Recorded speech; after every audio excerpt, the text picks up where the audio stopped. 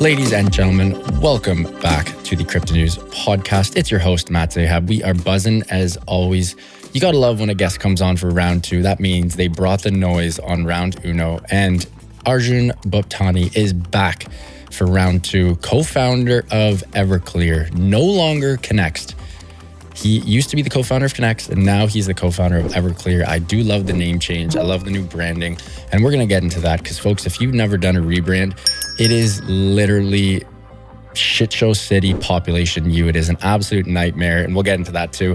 Everclear is the first clearing layer for the Web3 ecosystem. He is also a co-creator of Moloch DAO, the earliest and one of the most frequently used decentralized autonomous organization frameworks meant to help individuals and institutions coordinate around shared resources in a fair and transparent manner. Can't wait to jump into this one. Arjun, welcome back, my friend. It's been a while. How you doing? How's life treating you in beautiful Lisbon? I'm doing well. Thank you so much for having me back. I'm super excited for this one. I've been looking forward to it. Pumped, man. Pumped to have you. How's the summer treating you in Lisbon? I know last time we chatted, it was a little bit of a rainy, cloudy shit show, but I mean, summer in Lisbon is about as elite as it gets. Exactly. Yeah, it's fantastic. I mean, I was just saying earlier before we started recording that, like, you know, last time we chatted, I was sort of, you know, commiserating about how it's like been raining for months and I was so tired and I was like, I can't wait to leave Lisbon and things like that. And now I'm like, well, why would I ever leave? I don't, you know, it's perfect here. It's blue skies, sunny and amazing every single day. It did rain for a hot second this morning, but otherwise it's been blue skies, sunny and perfect every single day. 100%. You should have seen Toronto this morning. I woke up, I was like, you know what? My foot's mangled right now, but I was going to go for a little walk, just a very brief one. And it's absolutely pissing beyond belief. And right now it feels like 29, going to feel like 39. And we're going to have this weather for a couple of weeks, 10 degrees of humidity. It's bonkers. Just get the sweat on. But c'est la vie. Let's jump right into it. You guys are a clearing layer for the Web3 ecosystem. I'll let you explain what that is. But before we get into that, the rebrand. Folks, if you've never done a rebrand, I've done a couple of these. I've been fortunate enough to work with some teams who've done rebrands. It is a nightmare. And it's not like the old days where it's like, maybe you have a website, you know, you just got to take care of your IRL shit. This is, you know, pre-internet days. Even during the early internet days, the Web 1, Web 2, not that much to do. Still a bit of a nightmare, but like, you know, a couple news articles in the actual real paper, you know, reach out to the PR squad, get your ducks in a row. Now it is everything and anything. You have numerous social accounts, just the emails, domains. It's an absolute shit show. Walk me through it. Why the name change? I mean, I get it. It makes total sense. Why the name change? And then tell us some stories about how much of a shit show this must have been. Yeah. Why the name change? Connext has been Connext for 8 years. It's probably one of the oldest running brands in the space. I think that's alongside like very old brands like Gnosis. In fact, Connext actually was founded immediately after the Gnosis ICO. So like we're quite old. In that time, Connext has also done a bunch of different things. Like I talked about this in the last episode, but like we built, you know, we were early L2 R&D team. We built one of the first L2s. And so there's like a bunch of stuff out there around like Connext building like L2 project stuff. And then from there, we went into micropayments. And then from there, we went into like building one of the first bridges and then, you know, building like modular bridges. And then, you know, like Pioneer last year, starting to talk about chain abstraction and the idea of like pioneering chain abstraction to fast forward to kind of where we are today. And what we realized was that this was just super confusing, obviously, right? Like even just a Google search, you find like, you know, after you get past like the first page of Google, you find 5 or 10 different descriptions of what Connext actually is, just because we've had to update what we're doing this whole time. And we realized when we were talking to users, we were talking to like community members that, you know, a lot of people in the space, especially like people that were not like as close to the community, all had the kind of same response where they were like, yeah, like we really like Connext. It's like one of the most OG projects in the space. You guys have been around forever. You guys have been building really awesome stuff. We don't know exactly what you do. And I think that's like usually a good indication that we need to do something to clean up our story and clean up our brand. And so this is kind of where the Everclear like thinking came from. We did a lot of testing, a lot of thinking to make sure that this was the right approach. But you know, we kind of ultimately came to the conclusion that like, hey, we're doing this fundamentally new thing. And it is like clearing is a fundamentally new thing for the space. And we realized like it's not going to land as hard. It's not going to be as, you know, clear, for lack of a better term, to people what we're doing unless we actually make sure that it's part of a single consistent story under a single consistent name everywhere. And so hence that was kind of where the Everclear idea was born. Now the name itself is interesting. We went through a lot of names. Like there's a lot that we did like a lot of like workshops to think through what did we want the emotional center of the brand to be and things like that. And we tried a bunch of things. Unfortunately, like a lot of names are actually already in use in this space. There's like in the last like few years, a ton of new protocols that launched. Oh yeah, it's insane. Yeah. And so ultimately, someone just sort of suggested Everclear. Now, of course, Everclear is not like a new name that nobody's ever used before, right? Like there's I know it. I know it as like the pretty much paint thinner booze that you drink, and like you have one shot and you're buckled. Like, exactly. Yeah. It's like not, what is it, like 180 proof? It's like 90% alcohol. 90% alcohol. Yeah, that's insane, man. Oh my god. Very highly flammable. Something that I learned when I was in college. So we obviously we had this, we initially kind of chopped down the name because of its association with this absolutely trash tier alcohol. But it's kind of funny, like despite Everclear, this being this like trash tier alcohol meme that has been around, forever. And it's like something that you just like mimetically you kind of drink in like American colleges, in frat parties. Like that's basically the only place. We realized like, okay, well, one, the rest of the world has never heard of this name before or this word. And it's actually really great, really brandable word, right? It's just... Wait, is this a North American, like I'm Canadian, yes. Obviously. I mean, we also dabbled in our, we had a couple Everclear days in college uni, which were very spooky nonetheless. But is this a North American thing only? Yeah. Interesting. Okay. Sorry to interrupt. Keep going there. No worries. So that was one of the big points. We were like, okay, well, yeah, sure. Like this is going to be an association that Americans draw or like North Americans draw, but not necessarily everybody else. Two, it's a super, super brandable word, right? Like it's just, it's such a clean, nice word. It's so phonetic. It really like resonates well with the thing that we were trying to do.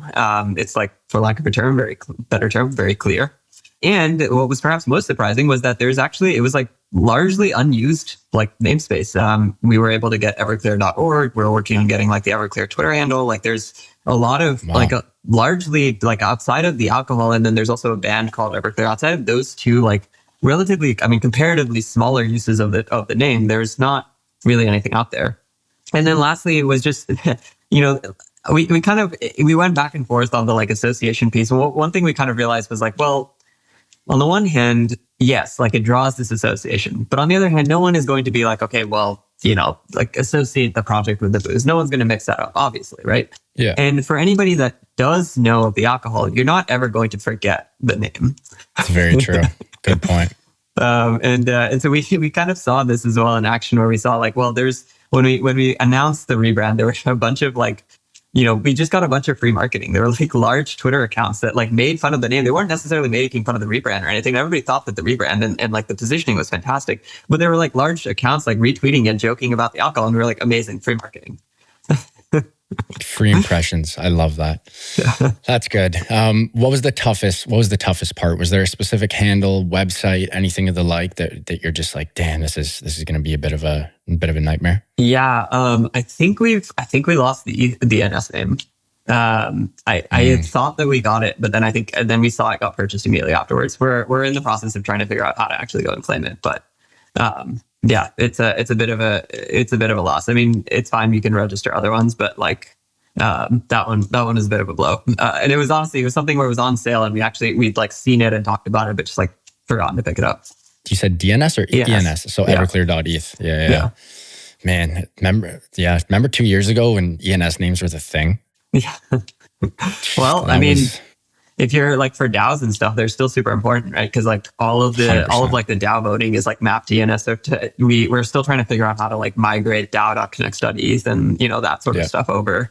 But yeah, this is just a testament to kind of what you said earlier, where like we just live in different times, right? Rebranding now involves so many different things, and you kind of have to get all of these handles. You have to get all these pieces in place, and they have to be perfectly in place, because otherwise, stuff like this happens. You kind of forget something, and like that it's just a bit of work to kind of figure out an alternative pathway. And you got to have all the reroutes locked and loaded every time someone searches Connext, boom, over to Everclear. I love that. We have been somewhat fortunate in that, like, this space in particular, I think is hard to rebrand. So we saw this with like Matic and Polygon, for example, where like when Matic rebranded to Polygon, they had to have like Polygon previously Matic, and like there were references to Matic everywhere for a very long time. That was so dumb in my opinion. I'm sorry. That was I didn't get that.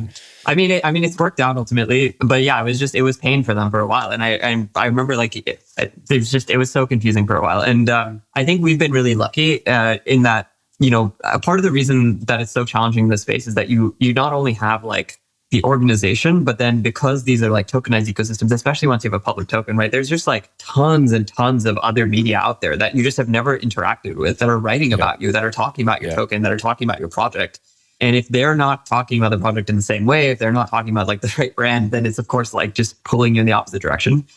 I think one thing that we got really not lucky, but I think we really, really were very thoughtful about this, was we wanted to make sure that like from day one, the brand and the story were just extremely, again, for lack of a better term, clear. Like that there's just a very consistent narrative that's a very consistent like brand everywhere.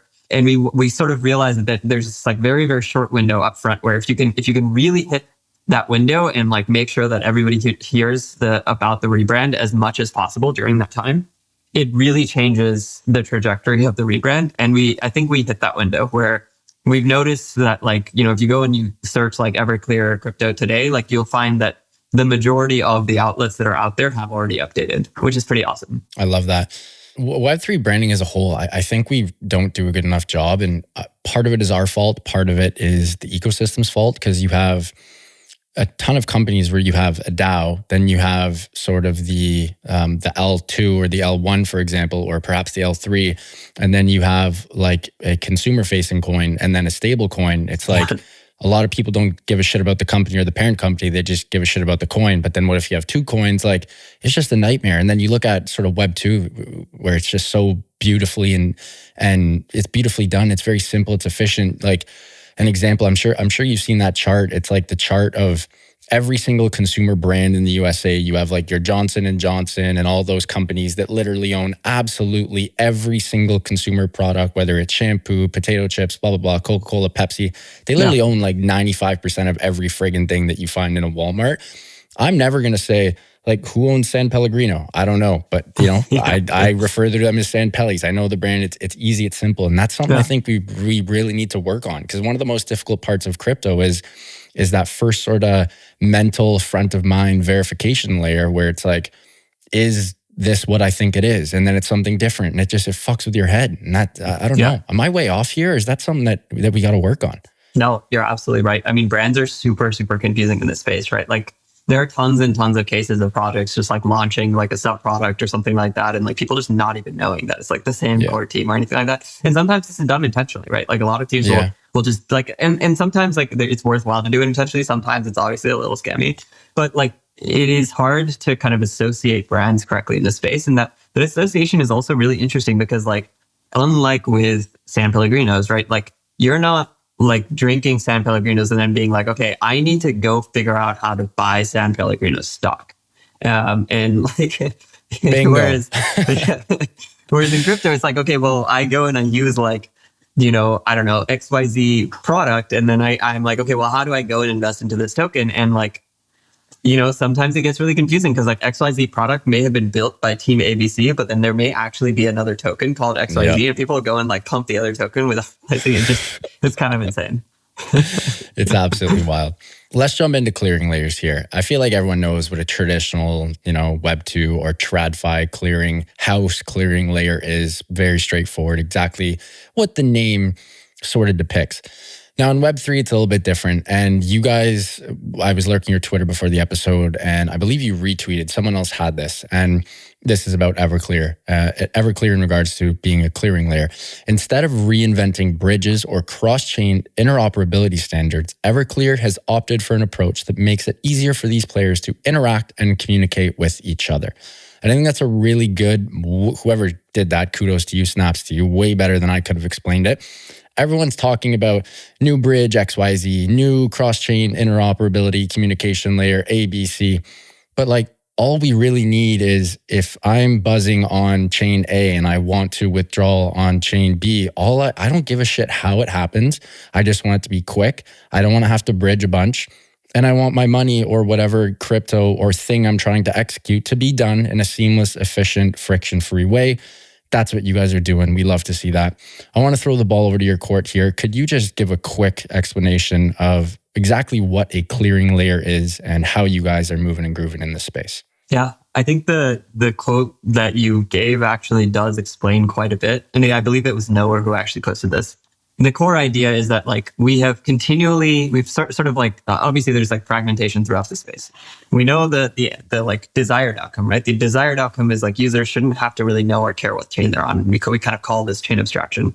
But the challenge is how do you get there? And like every project so far has had like their own unique stance on how to get there. And historically, this has been sort of like bridges, right? And bridges have all said, okay, well, we are going to build a liquidity system that is optimized in such and such way, or we're going to build a liquidity system that's optimized in such and such way, or we're going to do this like slightly different thing. And every project like ends up kind of going and trying to bootstrap their own liquidity. And you know, as time has gone on, we had a model for this using intents and solvers. Over time, you know, things have shifted towards intents and solvers more and more, which means where you know the liquidity isn't necessarily like locked in contracts on chain, but it's held by third-party service providers. But overall, the broader like trend is still the same, which is every single new attempt at this solution has basically fragmented the ecosystem more and not less, somewhat ironically, right? And what we kind of realized was like, well, the pieces are there, right? It's not that like these solutions aren't working. The problem is just that these solutions aren't working well enough to be able to scale to every chain very easily, or to scale to every asset very easily, or to be able to like provide the pricing that like the ideal pricing for users in every case. So all we need to do is just like work on helping what were previously all of our own competitors, right? Work on helping our own competitors win all together. And this was kind of the like unlock on our side where we realized, okay, if all of these projects have the same shared problem, which is I need to figure out, like I have liquidity, like my system uses liquidity on each chain. And this is true regardless of whether you're using an intent-based bridge or another kind of bridge. Like my system is using liquidity on a bunch of different chains. And in order for me to continue providing the service that I'm providing, I need a way to rebalance that liquidity, right? Like if I have $10 million of liquidity on Arbitrum and someone goes and makes $10 million worth of transactions to Arbitrum, suddenly I have zero liquidity on Arbitrum. How do I keep providing a good service? Well, I need to go and get someone to push transactions the opposite direction. Doesn't matter if you're an intent solver. Doesn't matter if you're another kind of bridge. That is just gotta happen. It's just true fundamentally, right? What we realized was that like everyone is doing this. Everyone is running into the same problem. And like if everyone is running into the same problem, then like, you know, there's sort of this like shared need to try to find some way to coordinate with each other to solve this problem, because it just lifts all of the boats. That is basically what Everclear does in a nutshell. It's a coordination layer for specifically the liquidity, like the capital actors of these bridges. So that is intent solvers specifically, or like market makers who are market making these bridges, or sometimes like centralized exchanges as well. If like the bridges are rebalancing through centralized exchanges, it is a way for these capital actors to coordinate directly with each other to net off flows going in different directions so that they don't have to actually rebalance to begin with. Netting is a concept that's sometimes a little bit difficult to understand because like, it's one of those interesting things where it's like the moment you show somebody a picture of netting, they're like, oh, I get it. But describing it is kind of difficult. Yeah. So like a couple of good analogies. One is Splitwise. If you're from North America and you've used Splitwise is basically netting, right? Like everybody, you go on on holiday with your friends, bachelor party meet. Yeah, exactly. Yeah. I'll explain it super quick for the listeners. Yeah, go ahead. I have a bachelor party in a couple of weeks. We're going to be Mexico City, Vegas. It's going to be an absolute shit show. A lot of money is going to get spent. I'm going to get bottles at one club. My friend is going to get bottles at another club. Another friend is going to get dinner at Tao, blah, blah, blah, whatever the case may be. Instead of putting up a spreadsheet and going through the complexities of setting up formulas and getting all ducks in a row, Splitwise literally has, all right, Matt paid for this dinner. Arjun paid for bottles at Club Y. This is his delta. This is my delta. Boom. It literally locks and loads for everyone and you just pay away and you're done. Super easy, super quick. Exactly. It's just like, it's taking all of these transactions that happen between everybody and it's consolidating all of them into just like final deltas between everyone. Right. So you're turning like what would otherwise have been like potentially thousands of dollars worth of transactions going in circles into like maybe $100 worth of transactions going in circles, you know? Yeah. And this is a practice that is like very common throughout finance. And I mean, if you kind of squint, and it also exists in other places outside of finance, but finance is probably the most like easily understandable analogy. And you see this, for example, with payments, where like when you pay for coffee, what happens? Like with a card, what actually happens behind the scenes? Well, first off, Visa authorizes the payment, which means they make a credible commitment to the merchant that like, hey, this person is good for the money, give them the coffee, right? That is, again, that's kind of like an intent, and that's kind of like an intent solver, which is really cool, right? So it's cool that we're recreating the same systems, but then behind the scenes, now Visa is like on the hook, right? The Visa has paid money and like owes money to this merchant, and they know that you have money in your account that they can go and debit. What Visa needs to do is figure out how, like, out of your payment and out of the like millions of other payments that they're doing, how can they then optimize the way in which they take money from everybody's accounts and move them into each other's accounts. So what they do is they take all payments, they batch them all together. And what they then note, like, what are the settlement instructions for each of these payments? So they'll see, okay, well, you know what? There were a ton of transactions that are going from Bank of America to Chase and going from Chase to Bank of America. So instead of actually making those transactions happen, let's just cancel them off against each other, because like, why bother, right? There's no point in making the transactions happen, and so on and so forth. And by doing this, Visa's turning like billions of dollars worth of payments into maybe like millions of dollars worth of settlements. This is fundamentally like how these like financial systems scale, right? If you were sending a bank transfer every single time you did a card payment, your card payment would cost like $5 to $10, and there'd be no way that you could actually, like, you would have to like wait 20 minutes for your coffee, which would be crazy, obviously. I love that netting. I back in my TradFi days, I honestly haven't even heard that term in probably 8 years, like since I was working at TradFi. I'm like dead ass. So I love that. I would just call it like payment reconciliation, but netting is a lot cleaner. Mate, you're on fire. We got to take a quick break. When we get back, we're going to keep diving into Everclear, talk about some bridges and cross-chain interactions and chain abstractions, dirty little secrets, which I believe I read on your blog that you guys posted, and this was a treat. We're going to get into that. Until then, huge shout out to Prime XBT. We love Prime XBT as they offer a robust trading system for both beginners and professional traders, longtime friends, and of course, sponsors of the Crypto News Pod. It doesn't matter if you're a rookie or a vet, you can easily design and customize your layouts and widgets to best fit your trading style. Prime XBT is also offering an exclusive promo for listeners of the Crypto News Pod. Use the promo code CryptoNews50, that is CryptoNews50, all one word, to receive 50% of your deposit credited to your trading account. Again, that is CryptoNews50, all one word, to receive 50% of your deposit credited to your trading account. And now back to the show with Arjun. Mate, correct me if I'm wrong. Maybe this wasn't in your blog, but chain abstraction's dirty little secret. Scalability was only possible through centralization. And I mean, you look at chain abstraction as a whole, there's still to this day, there's a couple dexes that are really moving and grooving. We've been fortunate to have a bunch of them on the podcast that are making some really clean UX forward, consumer facing forward products, but you still can't beat a centralized exchange. They're so clean. They're so easy to use. Especially a simple swap. It's literally like, some of them, it's literally 2 clicks and a button. Like, a 4-year-old could do it, especially with how, technologically advanced 4-year-olds now. And even if you're trying to do some perpetual swaps, some futures, whatever the case may be, that's even super simple for you. And they even sort of let you know about, the premium you're paying, the interest, blah, blah, blah. It's super clean. It's super easy. But when we talk about sort of chain abstraction, it's an absolute nightmare. And it's really only clean through centralization. Is this a Arjun original thesis? Is this something that, you and your team whipped up? Did you snag these thoughts from someone else? Walk me through this whole process here. And I'd love if you could go on a little riff about this too. So starting from the beginning, right? What is chain abstraction? Chain abstraction is this idea where like users just never have to care what chain they're on. And like chain abstraction is how we get to the point where like, we have really fantastic experiences on DEXs today. If you use Uniswap on L2, just to swap between tokens that are on L2, you're going to get a fantastic experience, right? And it's like, bingo. It's just as good as something like Coinbase fundamentally. Like you can change the UIs and things like that to make the experience a lot like Coinbase. But the problem, and the one big moat of centralized exchanges for a very long time, there's 2 big moats. Moat number 1 is onboarding from fiat, but not all centralized exchanges do this, right? There's still value to centralized exchanges outside of this. Moat number 2, and this is a really big one, is being able to trade tokens regardless of what chain they're on.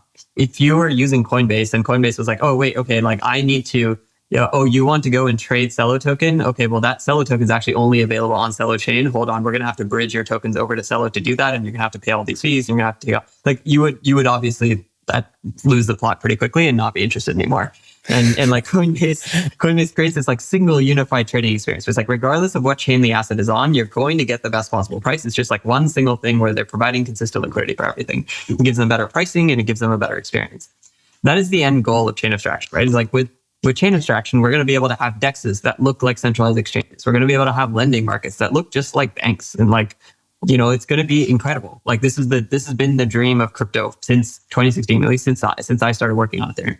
And so what is stopping us from getting there right now? And this is the part that's kind of interesting. So like when you look out at the chain abstracted applications today, you find that like the vast majority, so I specifically mean like intent-based applications, you find that the vast majority of intent-based applications are basically being operated only by a small handful of people.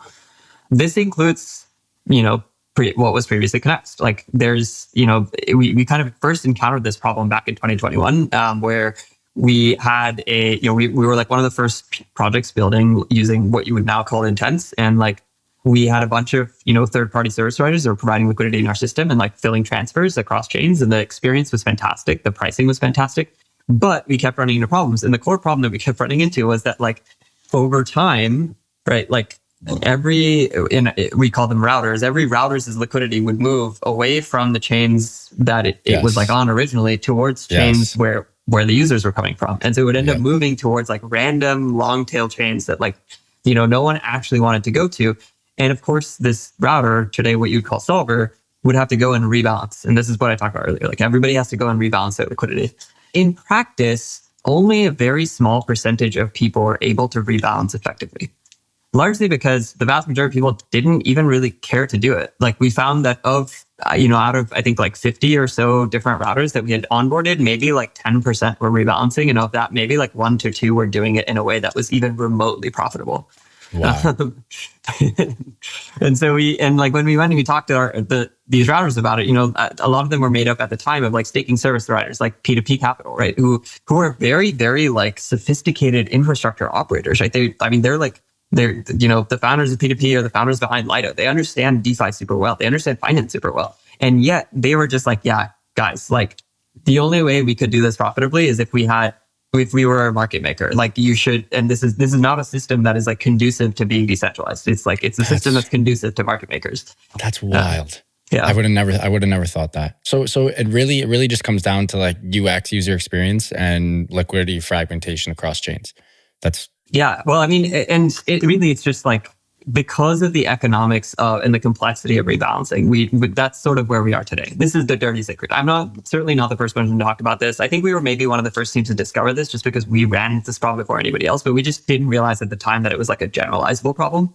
But there have been a lot of other writing on this, right? I think Lefi had put out this really awesome blog post that I think called the Untold Secrets of intent-based bridges, or something, Untold Trade-offs of intent-based bridges, or something like that, where they analyze the solvers of a cross and router and a couple of other folks to understand who is actually filling these transactions.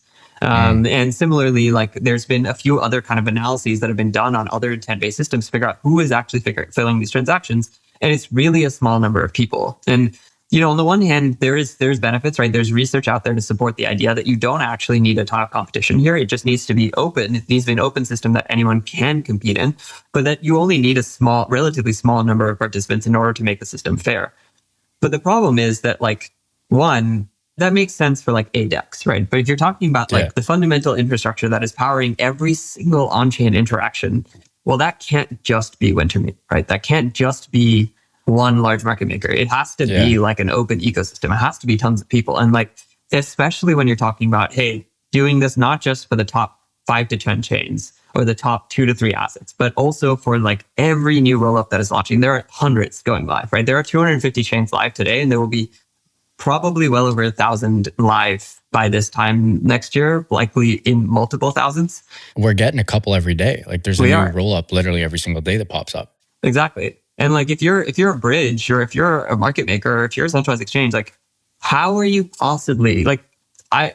We at Connext like tried to accelerate the process of adding new chains as much as possible. We got it down to like maybe 1 a week. We think, you know, really, if you built a system the right way, you could get it down to 1 a day. How are you going to get, as a centralized exchange, how are you going to get to the point where you can launch like 10 new chains a day? as a market maker. It's like, and that is what is being proposed here. And like, if we want this ecosystem to scale, I think that this was kind of the thing that we realized was like the model itself is not broken. Like the intent-based model works super, super well. It actually does exactly what it's supposed to do very effectively. The only problem is that the economic incentives around how that model works are kind of broken. And that by lowering the kind of cost and like complexity of becoming a solver in these ecosystems, we can allow many more people to become solvers. And that is how we scale.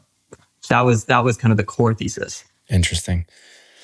Very interesting here. We are getting a little tight for time. A couple more questions here, mate. First for you guys, for Everclear, what are you guys working on and shipping in H2? And after that, just sort of give us some maybe market predictions or narratives that you think will pop off for H2 as well that are not specific to you guys. H2 for us, basically now all of our focus is around shipping mainnet of Everclear. We're sort of like on that road right now. We're working on finalizing code and then heading off to audit. So H2 will involve launching our mainnet and then starting to kick off like the growth flywheel. When we launch, we're going to be launching kind of an alpha mainnet just because we want to have like training wheels and things like that just to sanity check and make sure things are okay. But the goal for us is to head towards a world where like the system can become truly permissionless, right? Where like you don't need to come and talk to us. You don't need to come and talk to anybody to go and launch Everclear for your chain. And Everclear can be like this liquidity backbone where it's like, as if you're a new rollup that is working with, Gelato or like Conduit or Caldera or something like that, right? If you're a new rollup that is launching, you don't need, like today, you need to go and petition bridges to work with you and build liquidity on your chain. And the idea with Everclear is like, we can provide like a single system that you can permissionlessly just install onto your rollup. It can be available from day zero. And that can provide the liquidity backbone on top of which it just becomes really sensible for bridges to support your ecosystem. And we're trying to onboard like as many bridges as we can to use this system, because then we can work with them to be like, hey, okay, like any new chain we launch, we know at least these 3 to 4 people are going to be there, right, from day one. And so you're just really dramatically changing the outcome for people that want to launch chains. That's really like the biggest focus for us. And that's kind of like where we're headed is this like idea of truly permissionless liquidity everywhere. As far as the rest of the space goes, I mean, I'm really 100% convinced that like we are going to see just a huge explosion of rollups. This is just a lot of alpha, but I know of a ton of teams. Just about every application team, every major application team that's out there is like either is going to launch a rollup or a chain or a rollup. Like, let's be clear, is either they're going to launch a rollup or they're very seriously considering it. Like, I think the benefits of like sovereignty and of owning your own stack are really underrated. People just don't really understand just how important that is. And I think the other thing that's really underrated is that people are not considering that, in the current paradigm, the current meta is you go and you copy paste your application like Aave, right? You go and copy paste Aave to each new ecosystem that launches. And in doing that, you're like fragmenting your liquidity and you're massively increasing operational overhead, whatever. But also like, it's also not great for Aave to only exist in a single ecosystem because that makes Aave not neutral, right? It's like Aave consolidated all of their liquidity into Arbitrum and then made chain abstracted on Arbitrum, then Aave is no longer a neutral piece of software. It's an Arbitrum project. And like nobody wants to do that either.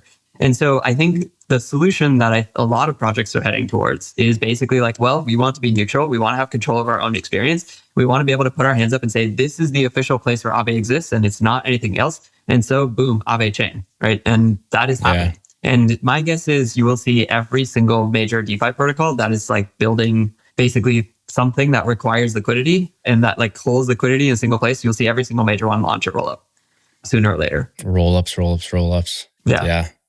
I just remember having guests on the show in like late 2021, early 2022, talking about rollups and, a lot of, there was the whole Web3 narrative back in 2021 or Web3 gaming, and it still hasn't fully popped off. We still really don't have the DAUs that we're looking for. And this was, I heard rollups 5, 6, 7 times every single show. And here we are. It's finally happening. Yeah. It's not leaving either. It doesn't make sense. If you have the team to do it, it doesn't make sense why wouldn't you want to own your own ecosystem? Like it generally doesn't make sense not to. Exactly. And honestly, with external DA and stuff like that, like the cost of running a rollup is nothing. Like it like you can spin up a rollup on a Raspberry provider platform right now with external DA at effectively zero cost in like minutes. It's going to be, if the rollups are the new server, right? They are. This is going to be the future of computing. This is going to be how people build every single application on the internet in the future. Because what is a rollup? And this is point number 2, is like, historically, our mental model around things like rollups has been chains, right? We're thinking of like, okay, how can we create a thing that is a chain, or that emulates a chain and that like has the same properties as a chain? But I think what we'll find this in H2 this year is that the line between what a chain is and what a server is, or what a rollup is specifically, is going to become very blurry. And the reason I'm saying this is that like a ton of new rollup frameworks that are allowing you to build in other languages that don't necessarily have a VM are going to launch. And when that happens, like what is a rollup, right? It's just a system. It's just a server, right? It's just some system running some logic, and then it's posting a proof of doing that logic correctly to the blockchain. Yeah. And it is possible to do that for anything. You don't have to build like a Solidity contract to do that. You don't have to build anything it doesn't have to be a chain. It doesn't have to be organized into blocks. What you can do, you can literally go and take Reddit's database, and then you could take their like business logic. You can write a ZK proof of their business logic. You can hash all of their like database state, post it to chain, and then every single time they make an update to their database, you post a new hash of the database to chain and like compute it over that ZK circuit. And you could post a proof of this, right? And like if you do that, the entirety of Reddit without changing any of their infrastructure becomes a rollup. This is something that I think people don't understand. And like this is the reason why, I mean, obviously there's a lot of like back and forth around like, okay, we need to build applications to bring users and stuff like that. And I think that's obviously super important. We need to have more innovation at the application layer. But I think a lot of that innovation right now really needs to be just around user experience, because the reality is these applications exist, right? It's like how did the internet truly get traction in like the web 1, web 2 days? Obviously a lot of it came from new applications built on the internet, things like the Ubers and Airbnbs, but a lot of those came later, right? Much further down the line. A lot of the early traction came from legacy corporations being like, yeah, we're just going to go and start selling our product on the internet. Why not? Yeah. Right? Who's going to create like, I'm probably using a bad example, but the Shopify of rollups, where someone like me who doesn't know how to code or doesn't know how to code an e-commerce website from scratch can whip up a legit, beautiful e-com store in like T-minus 30 minutes on Shopify. Yeah. Who's doing that? I forget the name, but I very recently in Lisbon was like checking out for something online on my phone, and there was like a pay with crypto option, and there was this like payment provider behind the scenes that facilitated it and did it like incredibly seamlessly, like any chain, any asset, completely seamless, done in seconds, like works with everything out of the box. It was amazing. And the thing is, like that kind of experience is like downright easy to build. It, like especially once you get chain abstracted, it's like it is dead simple. Yeah. It's going to completely shake up payments. It's going to completely shake up like checkout, right? Checkout experiences around like Shopify is such a big company that has such a big moat because they own this like checkout, like the legalities around checkout. Shopify, well, if someone can go and copy, yeah, exactly. It's like someone can go and copy pasta their work with like 20 minutes of coding, or like 5 minutes of ChatGPT, then what are they going to do? Yeah, well said. Mate, always love having you on. It's always a blast. Got to meet you in person. I'm trying to get to Lisbon this summer. If I do, we'll definitely have a couple and catch up. So many cool bars as well. I remember going to, when I was in Lisbon, God, must have been 7-8 years ago, there was this bar and it was top of a parking lot. Like literally, you literally take the elevator to the top of a parking lot. You walk up the set of stairs, and it's this rooftop bar that's just absolutely. It was so. I love that place, man. So cool, and the food is incredible too. We'll have to make that happen. But until then, and again, thank you again for coming on. Always appreciate it. Before we let you go, can you please let our listeners know where they can find you personally and Everclear online and on socials? Of course, yeah. You can follow me on Twitter at Arjun Bhuptani. That's just my full name. It'll be in the show title. You can follow Everclear at Everclear.org. At Connext Network at Connext was our previous handle. We've moved everything to at Everclear.org. You can also find like everything about Everclear at Everclear.org, including like Discord links, the Twitter, etc. And yeah, if you have any interest in like interop, in chain abstraction, in intents, these are all topics that we've like become deeply familiar with, and we want to help that ecosystem succeed. So if you're building something there, definitely reach out. Love it. Arjun, appreciate your time, my man, and can't wait for the next one. Of course. Thank you so much. Folks, what an episode with Arjun Bhuptani, co-founder of Everclear. Again, that is no longer Connext, it is now Everclear. What an episode. We jumped into everything, Web3 branding, clearing layers, the power of netting, rollups, ENS names, chain abstraction, crypto UX, liquidity fragmentation, you name it, we discussed it. Huge shout out to Arjun and the team for making this happen. If you guys enjoyed this one, and I hope you did, please do subscribe. It would mean the world to my team and I. Speaking of the team, love you guys. Thank you so much for everything.